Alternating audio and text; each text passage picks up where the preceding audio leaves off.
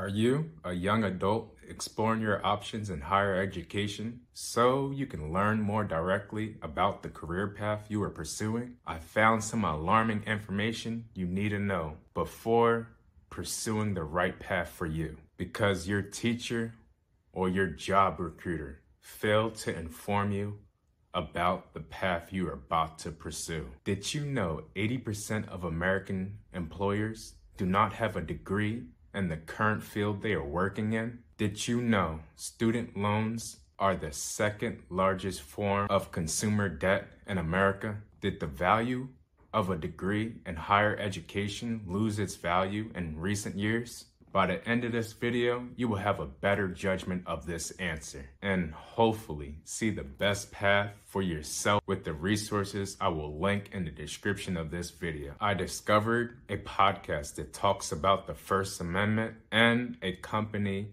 thefire.org, that protects citizens from being punished for using their First Amendment. I clipped out some highlights that examine how your First Amendment rights may be censored and the route you may be choosing for yourself in higher education. The individuals in this video are Lex Fridman, the podcast host who excels in computer science and robotic engineering. The person being interviewed in this video is Greg Lukanoff, the CEO and president for thefire.org. He is both an author and a lawyer who protects individual rights and expressions. Now that you have a little background on the individuals, let's dive in. I thought that wasn't actually a very serious way of that if you care about both the First Amendment and freedom of speech, of thinking it through. So to you, just to clarify, the First Amendment is kind of a legal embodiment of the ideal of freedom of speech, and then freedom of As speech applied to government. and it's very specific applied to government. And freedom of speech is the application of the principle to like everything, including like kind of the high level philosophical ideal of of the value of people being able to speak their mind. Yeah. It's an older, bolder, more expansive idea. And you can have a situation, and I talk about countries that have good free speech law, but not necessarily great free speech culture. And I talk about how when we sometimes make this distinction between free speech law and free speech culture, we're thinking in a very cloudy kind of way. And what I mean by that is that law is generally, particularly in a common law country, it's the reflection of norms. Those judges are people too, and in a lot of cases, common law is supposed to actually take our intuitive ideas of fairness and place them, into the law. So if you actually have a culture that doesn't appreciate free speech from a philosophical standpoint, it's not going to be able to protect free speech for the long haul, even in the law, because eventually that's one of the reasons why I worry so much about some of these terrible cases coming out of law schools, because I fear that even though, sure, American First Amendment law is very strongly protective of First Amendment for now, it's not going to stay that way if you have generations of law students graduating who actually think there's no higher goal than shouting down you're an opponent. Yeah, so that's why so much of your focus, or a large fraction of your focus, is on the higher education or education period, is because education is the foundation of culture. Yeah, you have this history, 64, you have the free speech movement on Berkeley. Mhm. And in 65, you have Repressive Tolerance by Herbert Marcuse, which was a declaration of, by the way, we on the left, we should have free speech, but we should have free speech for us. I mean, I went back and reread Repressive Tolerance, and how clear it is. I had forgotten that it really is kind of like, and these so-called conservatives and right-wingers, we need to repress them because they're regressive thinkers. It really doesn't come out to anything more sophisticated than the very old idea that our people are good. They get free speech. They should keep it. Other side, bad. We should not have, and we have to retrain society. And of course, like it ends up being another. He was also a fan of Mao, so it's not surprising that of course the system would have to rely on some kind of totalitarian system. But that was a laughable position, say 30, 40 years ago. The idea that essentially, free speech for me, not for thee, as the great, free speech champion Nat Hentoff used to say, was something that you were supposed to be embarrassed by. But I saw this when I was in law school in 97. I saw this when I was interning at the ACLU in 99, that there was a slow motion train wreck coming, that essentially there was these bad ideas from campus that had been taking on more and more steam of basically no free speech for my opponent were actually becoming more and more accepted and partially because academia was becoming less and less viewpoint diverse. I think that as my co-author Jonathan Haidt points out, that when you have low viewpoint diversity, people start thinking in a very kind of tribal way. And if you don't have the respected dissenters, you don't have the people that you can point to that I'm like, hey, this is a smart person. This is a smart, reasonable, decent person that I disagree with. So I guess not everyone thinks alike on this issue. You start getting much more kind of like only bad people, only heretics, only blasphemers, only right wingers, can actually think in this way. Every time you say something, I always have a million thoughts and a million questions that pop up. Education is the foundation of free speech culture, or at least it used to be, when higher education was originally established. Somewhere down the line, administrations and students found likelihood in only highlighting one perspective of the truth, teaching and only encouraging one perspective of a solution to pursue the career path you are trying to learn about. And higher education is dangerous for our collective futures. TheFire.org has created a ranking system of schools nationwide that are practicing biased teaching, where having your own unique thoughts is not encouraged. Let's take a look at this next clip. Where do I go? Okay, let's. One interesting thing to get back to college campuses is Fire keeps the college free speech rankings at rankings.thefire.org. I'm very proud of them. I highly recommend, because forget even just the ranking, you get to learn a lot about the universities from this entirely different perspective than people are used to when they go to pick whatever university they want to go to. It just gives another perspective on the whole thing, and it gives quotes from people that are students there and so on, like about their experiences, and it gives different. Maybe you could speak to the various measures here before we talk about who's in the top 5 and who's in the bottom 5. What are the different parameters that contribute to the evaluation? So people have been asking me since day one to do a ranking of schools according to freedom of speech. And even though we had the best database in existence of campus speech codes, policies that universities have that violate First Amendment or First Amendment norms, we also have the best database of we call the disinvitation database. But it's actually it's better named the deplatforming database, which is what we're going to call it.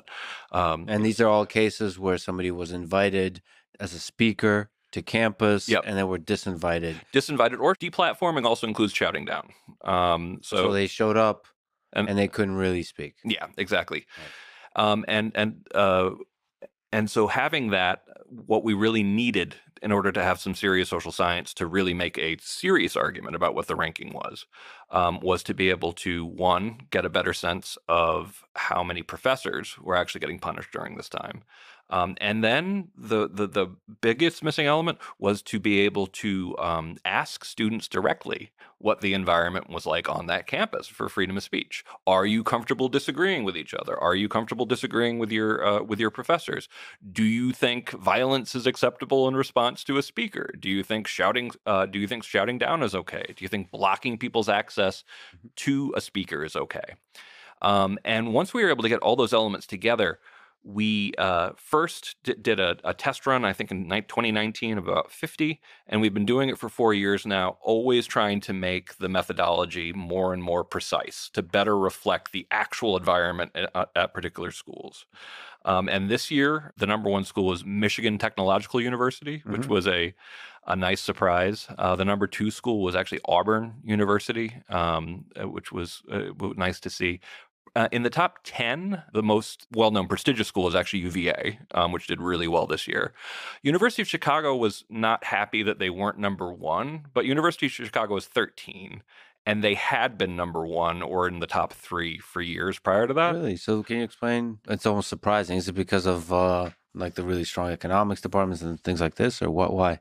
They had a case involving a student. They wouldn't recognize a chapter of Turning Point USA, and they made a very classic argument and classic in the bad way, that we hear at campuses across the country. Oh, we have a campus Republicans, so we don't need this additional conservative group. And we're like, no, I'm sorry. Like, we've seen dozens and dozens, if not hundreds, of attempts to get this one particular conservative student group derecognized or not recognized. And so we told them, like, listen, we told them at Fire that, we consider this serious, and they wouldn't recognize the group. So that's a point down in our ranking, and it was enough to knock them from, they probably would have been number 2 in the rankings. But now they're 13 out of 248. They're still one of the best schools in the country. I have no problem saying that.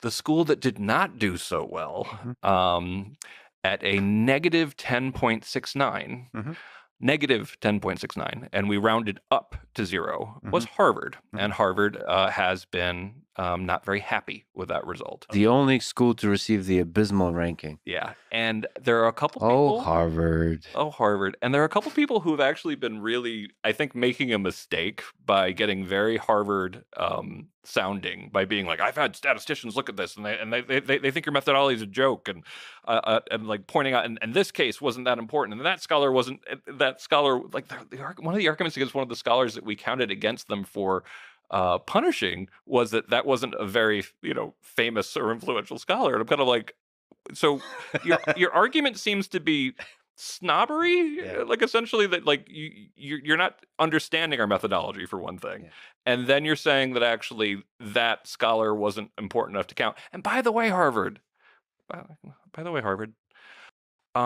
if we, The Harvard campus. yeah, if we, even if we took all of your arguments as true, even if we decided to get rid of those 2 professors, you would still be in negative numbers. You would still be dead last. You would still be after Georgetown and Penn, and neither of those schools are good for freedom of I speech. should say the bottom 5 is the University of Pennsylvania, like you said, Penn, the University of South Carolina, Georgetown University, and Fordham University.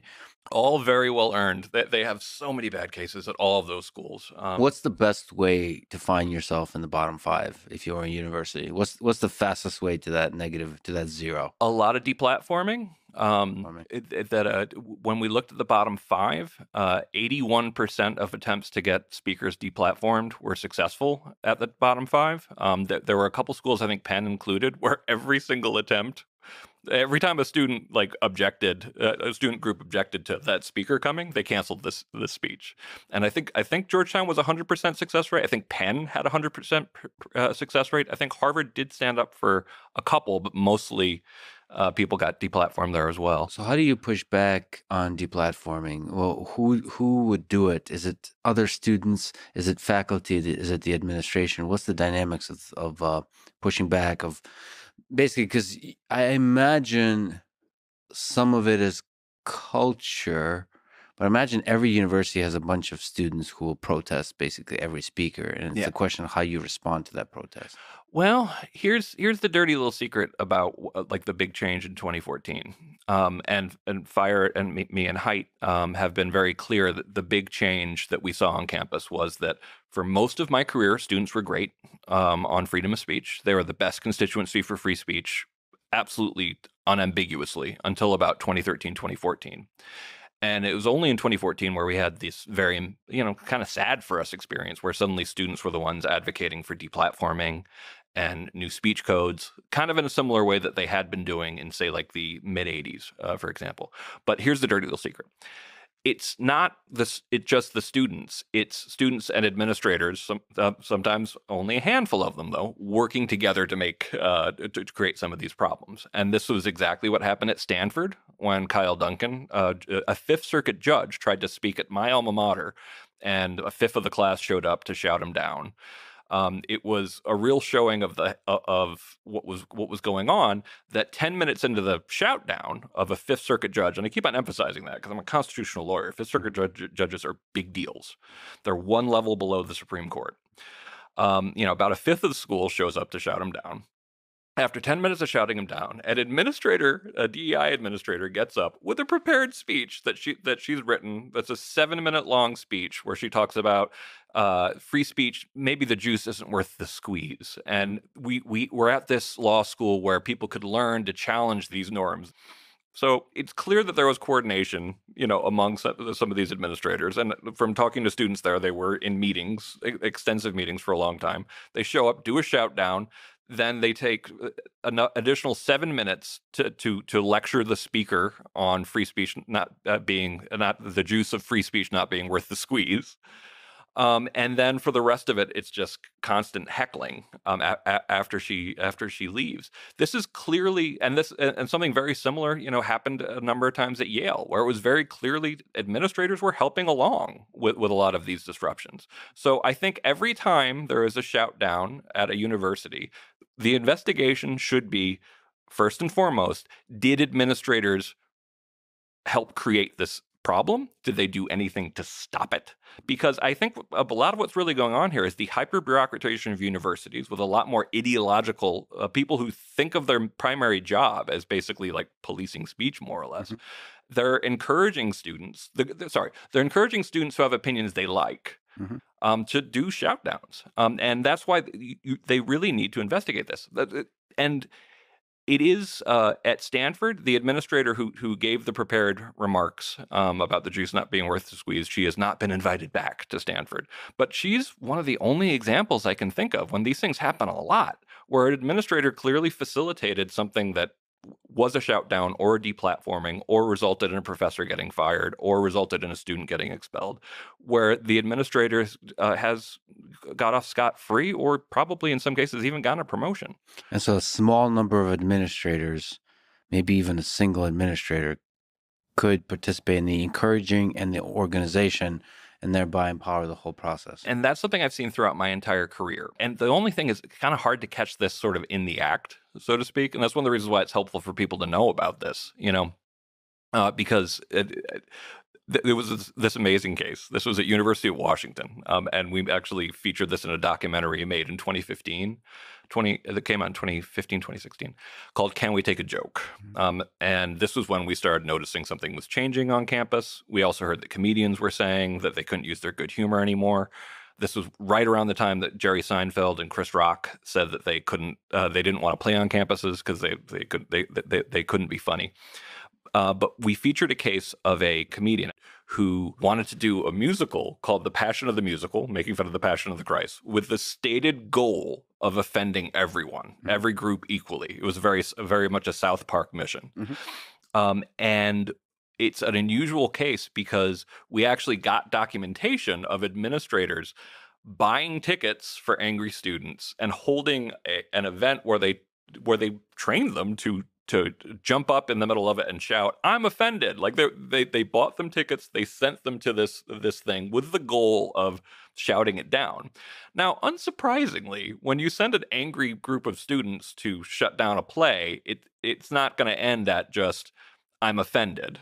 And it got heated. There were death threats being thrown. And then the Pullman, Washington police told Chris Lee, the guy who made the play, that they wouldn't actually protect him. Now, it's not every day you're going to have that kind of hard evidence that of actually seeing the administrators be so brazen that they recorded the fact that they bought them tickets and sent them. But I think a lot of that stuff is going on, and I think it's a good excuse to cut down on one of the big problems in higher education today, which is hyper bureaucratization. In your experience, is there a distinction between administrators and faculty in terms of perpetrators of these kinds of things? So if we got rid of all, like Harvey's talked about, getting rid of a large percentage of the administration, does that help fix the problem, or is the faculty also small percent of the faculty also part of the encouraging and the organization of these kind of cancel models? Yeah, and that's something that has been profoundly disappointing, is that when you look at the huge uptick in attempts to get professors fired that we've seen over the last 10 years, and actually over the last 22 years, as far back as our records go, At first, they were overwhelmingly led by administrators to attempts to get professors punished, and that was most. I'd say that was my career up until 2013 was fighting back at administrative excesses. Then you start having the problem in 2014 of students trying to get people canceled, and that really accelerated in 2017. And the number, so one thing that makes it easier to document are the petitions to get professors fired or punished, and how disproportionately that those actually do come from students. But another big uptick has been fellow professors demanding that their fellow professors get punished, and that to me makes me really sad. It's kind of shameful. You shouldn't be proud of signing the petition to get your fellow professor. And what's even more shameful is that we get this has almost become a cliche within FIRE. When someone is facing one of these cancellation campaigns as a professor, I would get letters from some of my friends saying, "I am so sorry this has happened to you." And these were the same people who publicly signed the petition to get them fired. Yeah. Yeah, integrity. Integrity is an important thing in this world. And I think some of it, I'm so surprised people don't stand up more for this, Well, because there's so much hunger for it. And if you have the guts as a faculty or an administrator to really stand up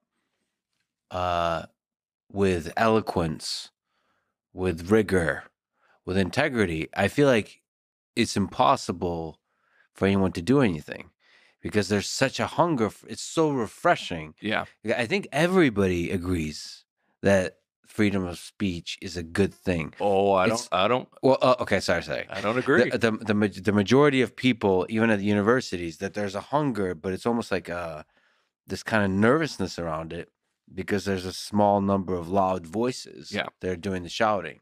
So, I mean, again, that's where great leadership comes in. And so, presidents of universities should probably be making clear declarations of like, this is a place where we value the freedom of expression. And this was all throughout my career. A university president who puts their foot down early and says, nope, we are not entertaining firing this professor. We are not expelling this student.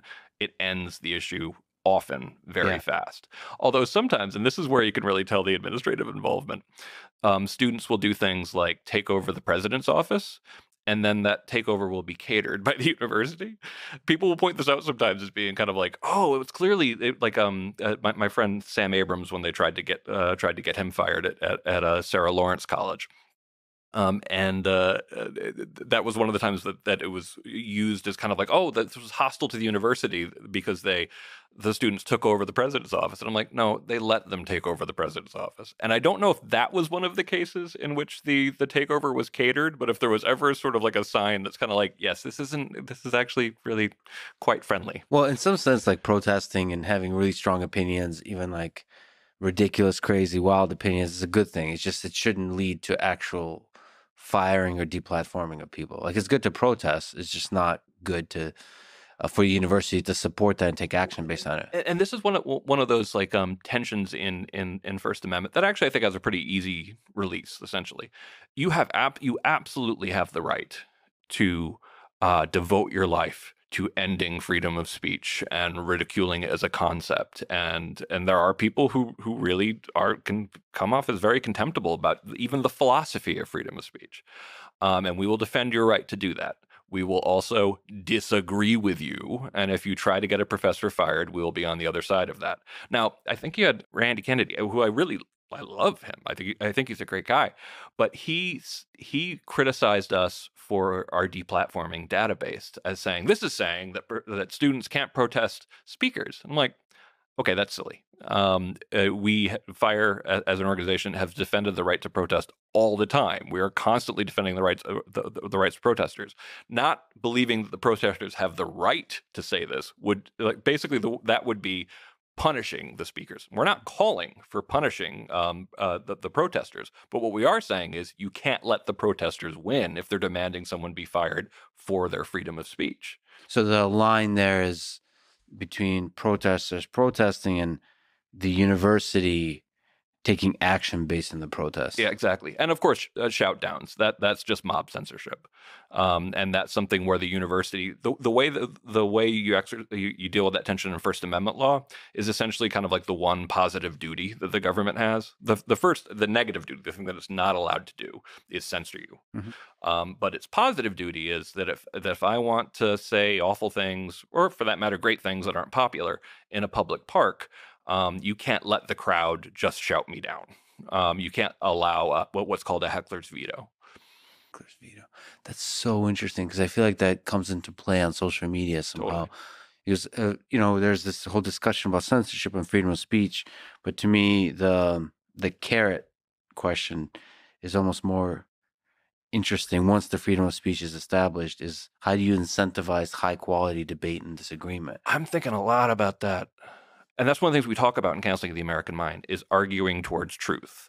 And that cancel culture is cruel, it's merciless, it's anti-intellectual, but it also will never get you anywhere near truth. And you are going to waste so much time destroying your opponents in something that can actually never get you to truth through the process, of course, of you never actually get directly at truth. You just chip away at falsity. Yeah. But everybody having a megaphone on the internet with anonymity, it seems like it's better than censorship, but it feels like there's incentives on top of that you can construct to incentivize better discourse. Yeah. It's like to incentivize somebody who puts a huge amount of effort to make even the most ridiculous arguments, but basically ones that don't include any of the things you highlight in terms of all the rhetorical tricks to shut down conversations. Just make really good arguments for whatever. It doesn't matter if it's communism, for fascism, whatever the heck you want to say. Yeah. But do it with skill, with historical context, with Steel Man on the other side, all those kind of elements. We try to make three major points in the book. One is just simply cancel culture is real. It's a historic era, and it's on a historic scale. The second one is you should think of cancel culture as part of a as a larger, lazy rhetorical approach to what we refer to as winning arguments without winning arguments. And we mean that in two senses, without having winning arguments or without actually having won arguments. And we talk about all the different, what we call rhetorical fortresses that both the left and the right have that that allow you to just dismiss the person or dodge the argument without actually ever getting to the substance of the argument. Third part is just, how do we fix it? But the rhetorical fortress stuff is actually something I'm very passionate about because it interferes with our ability to get at truth, and it wastes time. And frankly, it also since cancel culture is part of that rhetorical tactic, it can also ruin lives. It would actually be really fun to talk about this particular aspect of the book. And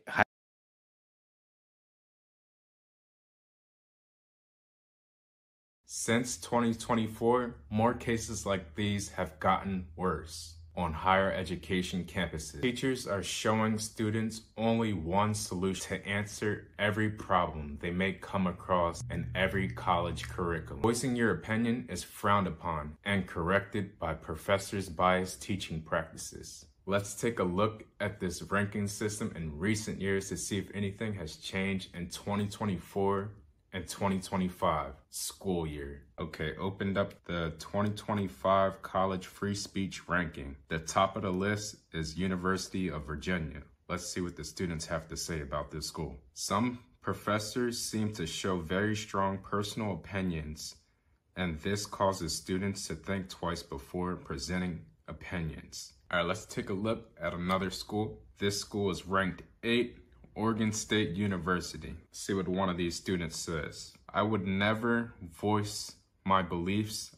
I received a bad grade on a paper because I voiced my opinion, clearly stating it was my opinion. All right, I'm gonna take a scroll down to like the bottom of the list to see what the worst of the worst are. New York University, ranked 249 on the list with an overall score of 3.3. Let's see what one of the students has to say. I felt this way about the current Israel-Palestine conflict. I believe that it is a genocide, but I cannot say this publicly as this could result in possible job loss, and other implications. Let's see what this other person has to say as well. It is almost impossible to feel safe voicing my opinion on campus, protests, and candidates, as many administrations and students take an extreme hostile view to them and attack and threaten those in support. All right, let's take a look at a prestigious school that most people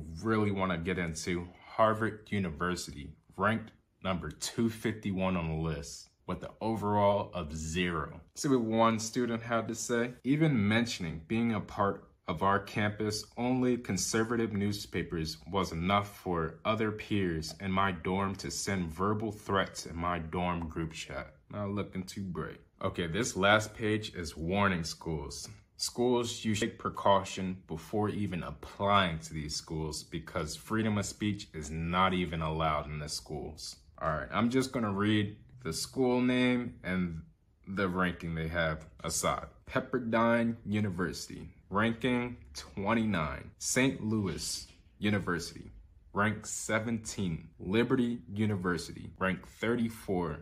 Baylor University, rank 24. Hillsdale College, ranked 46. And the last one on their list is Brigham Young University, ranked 26. And each of these are warning schools you should take precaution of. All right, let's dive back in to my closing speech in this video. It's evidential that even at the most prestigious schools in the nation, students still fear expressing their unique opinions. The foundation of academics used to be a great place to explore your mind and develop new groundbreaking ideas and experiments that can contribute to changing society for the better. We drifted far away from this foundation and began creating more clones in society that only follow the road paved in front of them. Nowadays, it's very rare to find someone pushing the barriers to develop a new norm for everyone. As you recently just saw, all it takes is a few small groups on campus to shut down the way a fellow classmate is expressing themselves. And the virus spreads that it is not okay to express your opinion here. We better stay in line if we want to graduate with a degree. Unfortunately, higher education has been teaching and programming people to not speak out for years. The damage this has done to society is just beginning to affect our social norms. The dark side this damage has to graduating students is these students become our fellow employees or bosses one day in the future. Since they have only been shown one perspective to solving problems in their chosen field, these individuals are very likely to have bias-based practices as well. You, the individual, spent all your time and money pursuing this field of work, hoping that once you graduate, you would have more freedom to express your opinions. Entering the workforce for the first time after graduating, our graduated students learn quickly that expressing your opinions at work is even worse than higher education campuses because this time you could lose your job. Or even worse, the company can write a report about you that devalues your working status, making it harder to get rehired in this field at another location. Where does this madness stop? And where is our First Amendment actually protected? This message isn't here to scare you away from pursuing higher education, but to be aware that this problem exists nationwide and doesn't get much better when you graduate with a degree.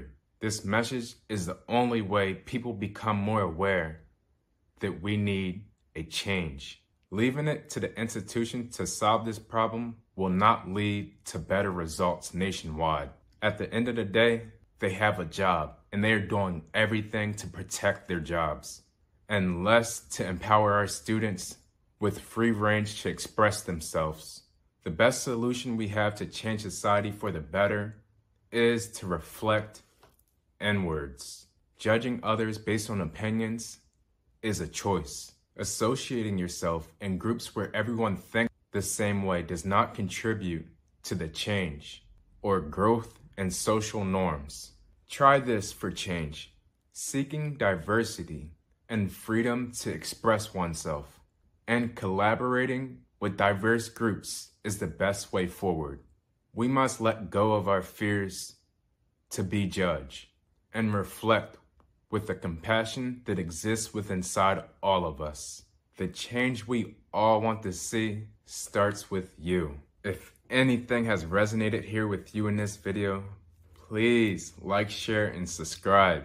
Thank you for watching Blue Lotus Era, and remember, treat others the way you like to be treated. Equals peace.